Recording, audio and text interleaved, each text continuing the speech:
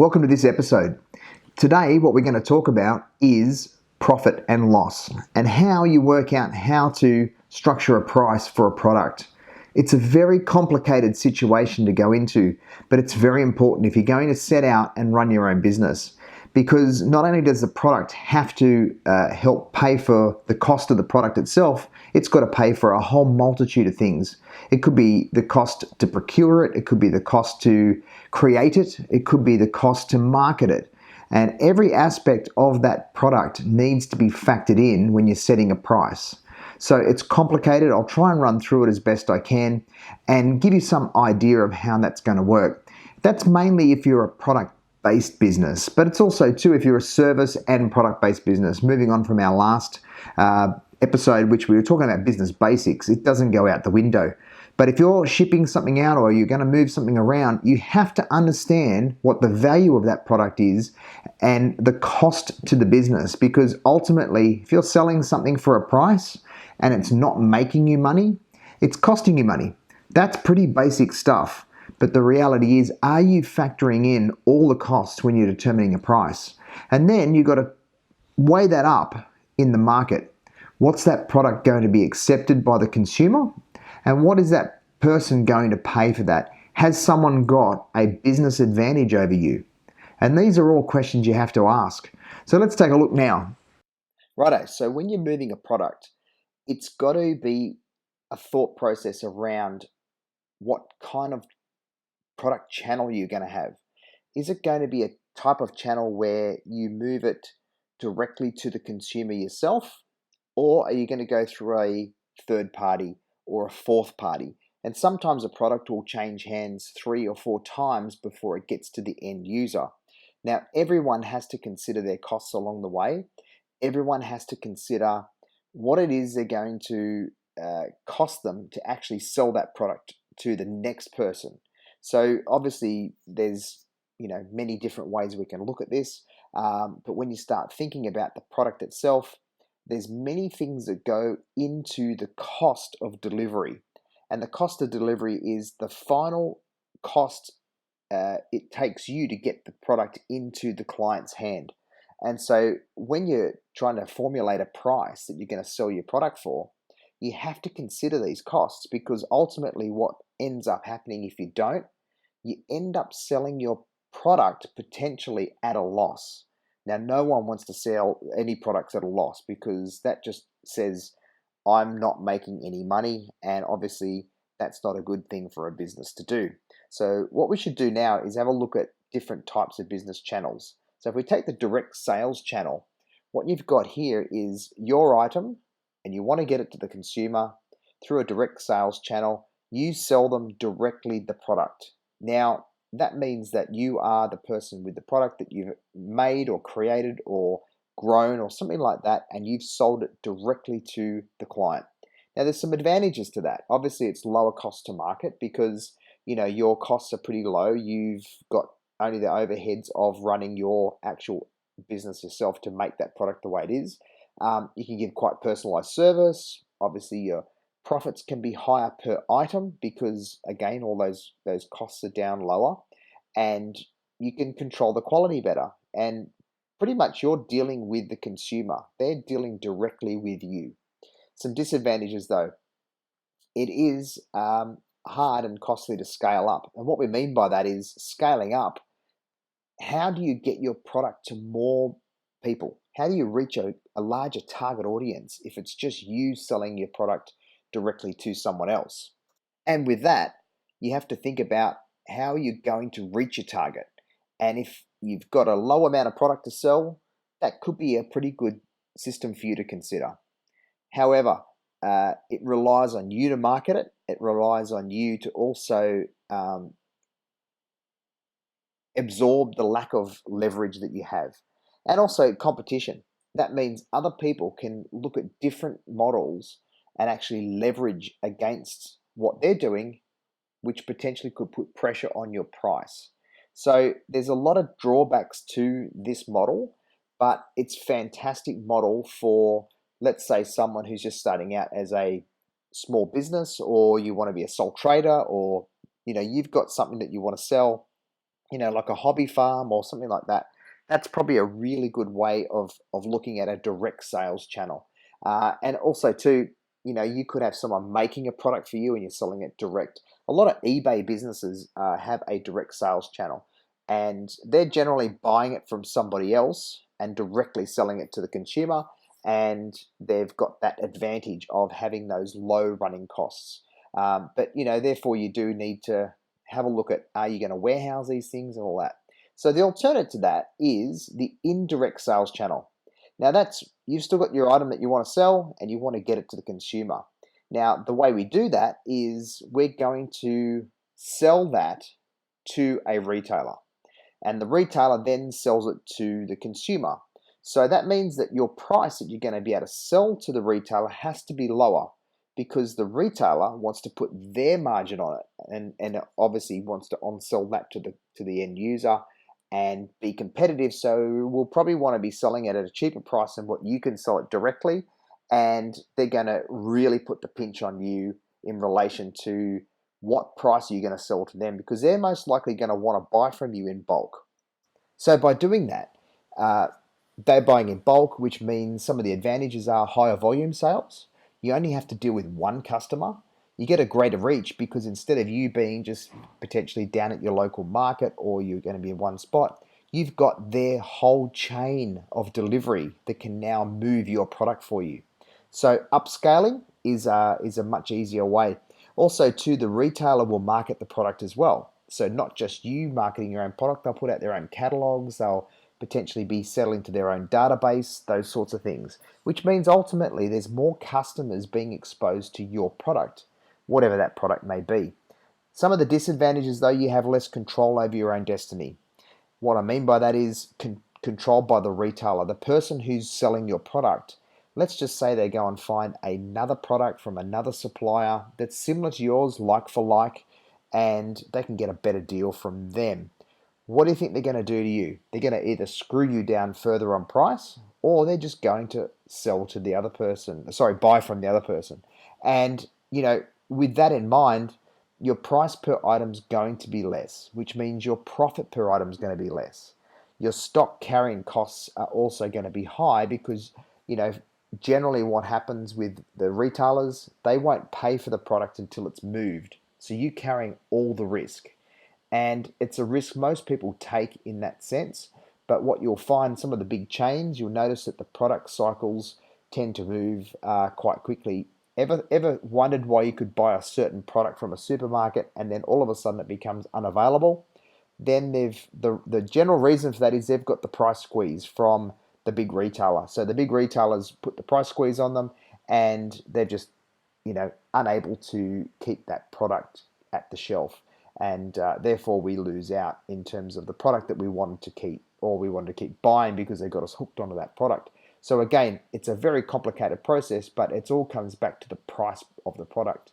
Now, if we look at this example here, a direct sales example on this spreadsheet, let's say you are buying apples, you're a greengrocer, and you're paying, I don't know, 5 cents per apple, and you go out and think, well, I can buy 1,000 apples, and that cost me $50. Pretty basic math, I know, but it's an example. And let's say you wanted to sell them at 20 cents an apple. Actually, let's put that up to 25 cents an apple. Let's be a little bit generous here. So we're making 20 cents per apple, you think. Now you're selling a dozen of them, that's $3 to the consumer, and we think we've made 20 cents per apple, but we've not considered the costs. Now the costs are, it costs you fuel to go buy those apples from the greengrocer, it costs you wages to go get them, tolls for instance. Let's say that's now $93, and for 1,000 apples, that's now 9 cents added to that 5 cents initial buying price. Our total now is 14 cents per apple. Now, your 25 cents that you're selling it for is only now going to be for 12 apples $1.72, add your $3, and your total price is $1.28. So that $1.72 is your cost. So for 12 apples, you only made $1.28 for that. Now let's move up the other example. We've got 5,000 apples up here. We're able to leverage that, and the cost is $150 because we got a cheaper price of 3 cents. Now the cost example there is we would have actually saved about $100 from our original buying price because we bought in bulk. But our wages and costs and all that remain the same. However, if we extrapolate out over the 5,000 apples, it's now a lot less. So our end buying price is actually 5 cents per apple, which is what we originally thought. So now when we sell 12, it costs us 58 cents to sell the 12, and our profit on that is now $2.42. Now, what a wonderful thing to look at there, because now we can look at what the item cost is. And if we look at 5,000 apples, and let's just say we go and put in there that we are now going to look at the per item profit. So on the 5,000 apples, we've made $1,066.50. For the 1,000 apples on that price situation that we just looked at, the profit, we've only made $106.50. You can see what the difference of that leveraged price initially costs us and made us, because we were able to sell more apples at a cheaper price. Sorry, we were able to buy more apples at a cheaper price, and we were able to sell them at the same price. And we can scale that. So that's how you can really leverage your buying price. And if you look at that, then you can then look at what your output cost is. So just imagine though a greengrocer, they're not just only selling apples. They're also doing this with oranges, they're doing it with bananas, grapes, pawpaw, all these different aspects that they're selling in their store. Now that's going to be the same for you. You're not just going to sell one item. But I want you to think about this one thing. That purchase price, the 5 cents and the 3 cents that we looked at, that is the farmer's selling price. You imagine what the farmer's got to do. They've got to go through the process of growing it. They've got to fertilize it. They've got to pick it. They've got to have fuel. They've got to have all those different things for, to be able to grow those apples for you. So before you can even start buying the apples from the farmer, he's had to go through this same process as you, and hopefully he's going to make a profit on what he's grown. Now, obviously, he's growing the product from start, so unless he's having to put, exorbitant amount of money worth of fertilizer and water in there, and these costs of picking that fruit and running the machinery and running, land rates and insurance and all that comes through the roof, you can see how easily it is for a farmer to be squeezed on price. And ultimately, the end user wants to pay as little as possible for that, but everyone wants to take their chunk of profit along the way. So this is a real basic way of looking at profit and loss, but it's also a way that you can use to determine what it is you're going to sell your product for, because you've not only got to take this into consideration, your buying price, but also what your end user is going to pay. You've got to also look at what your costs are along the way. Like we talked about, the fuel, the wages, the tolls, your own insurance, what are you going to do in terms of your rent? All those things are now got to come out of your profit at the end of the day. So these costs are probably what it costs directly to get those products, but what about all the other costs you have of your own business too? Things like marketing, things like staff, wage bills, superannuation, all these different elements that are going to come into running your own business. And what I can actually 100% say to you is get financial advice. I'm not a financial advisor. I'm not going to base what I say on your financial success. What I'm going to say to you is ensure you get proper financial advice. Get yourself a good accountant and get yourself a really good bookkeeper, because they're two elements going to take a lot of stress off you running your own business, and that's going to help you keep those profits inside your business. And you want an accountant that's going to be there for you, someone who's going to tell you when you're making mistakes, and someone who's going to pat you on the back when you've done something great. And that's a really hard aspect to find in accountancy, but there are really good accountants out there. You look for them. Again, you're going to have to factor in your accountant costs too, and your tax bills and all those different things. So sorry to be the bearer of bad news there. Business isn't easy to run. That's what I want to get across. But it's not something you should be afraid of if you go into it with eyes wide open. So these are some of the calculations that you're going to have to do with all of your products, and there's some really good programs out there to help you do that. Well, there you have it. We've gone right through that process, and from my perspective to you, it's important that you factor in all those elements that we talked about in those spreadsheets that we looked at. And from a business point of view too, ensure that you stay competitive. Maybe try and see if you can source your product for a cheaper buying price. Maybe look at buying it on bigger bulk volume, or do a collaborative deal with someone else who also wants to sell the same product, who may be in competition with you, but if you can do a buying scheme where you both can buy in bulk, share the costs, that might lower your cost per item down. So all those things have got to factor into it. If you're manufacturing, where can you shave off the manufacturing costs? Because all those come into it.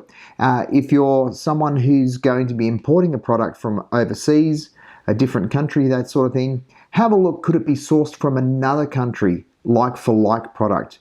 But here's one thing to ensure: don't compromise your quality.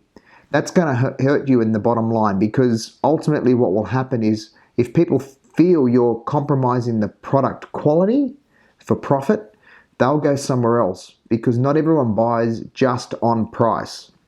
Some people like to buy on things like quality. They want it to last. They want value for money. So don't always think that the price you're charging has to be the cheapest price. If you've got a good product, that comes down to the marketing. Let people know why your product is better than the competitor. Let them know why they should buy your product from you as opposed to someone else. It could come down to things like your returns policy. It could come down to things like your warranty. What are you going to do for the client if that product fails? And I've actually had personal experience with this. I've bought things off different businesses, small and large, where they've been extraordinary with their returns policy if something's broken or something hasn't met my expectations. And I've been on the other side of it. And one instant that happened to me, I bought a product and the product didn't work. It was clearly faulty. When I took it back to the store, they blamed me for the fault, which clearly it couldn't have been. And they were really reluctant to give me a refund on that product, or in exchange for another one. Now, I had to escalate that up to a higher level. It was a franchise system. Luckily, the franchisor didn't have the same business ethos as the franchisee. Now, I'll go into that a bit later, not today, but I will go into another episode. And out of that, the franchisor was so apologetic, organized a refund, accepted that the product was faulty. That was another issue.